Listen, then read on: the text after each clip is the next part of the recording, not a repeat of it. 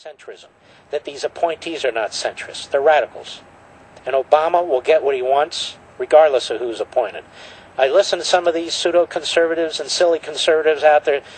You know, I take heart in the fact that Hillary Clinton's... You take heart in the fact that Hillary Clinton is Secretary of State? That shows you how low your standards have become. You take heart in the fact that Bill Richardson, who sat there under the Clinton administration, years and years and years, nothing he touched really turned out very well, although he did have a good rapport with dictators. They seemed to like him and would release prisoners every now and then, but other than that, he's a centrist too. What makes him a centrist? These are all liberals. I don't see any moderates. Who's the moderate? Well, General Johnson, you have a general who's a moderate, not a conservative, a moderate. Well, good for you. But there aren't any moderate in any of these cabinet slots. And he's picking all these czars, which I've talked about before. He's using all these communist terms. Mark, that's not communist. The czar was before. I know, but it's become communist. All right, sorry. Dictatorial terms. Does that make you feel better? So now we have a health czar. We will soon have an energy/environmental czar. We're going to have a car czar. And we'll have czars all over the place. And let me tell you something, folks. Those are apt titles that they're giving these people. This is becoming a feudal system. And I think this guy, this governor in Illinois, Blagojevich, I think he was just saying, hey, it's a feudal system, you got to buy your nobility.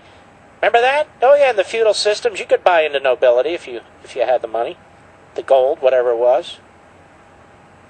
So it's a feudal system. All of us, the slobs, and all of them, the smart people, the people who have seized power, some of them being inbreds, I don't know, whatever the hell they are. All I know is they're better than us because they're going to tell us what to do, how to do it, and when to do it.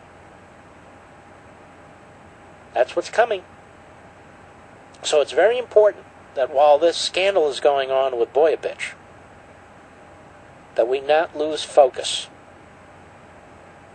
of the institutional scandal that's about to be unleashed on us. What do I mean by scandal? The unconstitutional seizing of power and expansion of the federal government.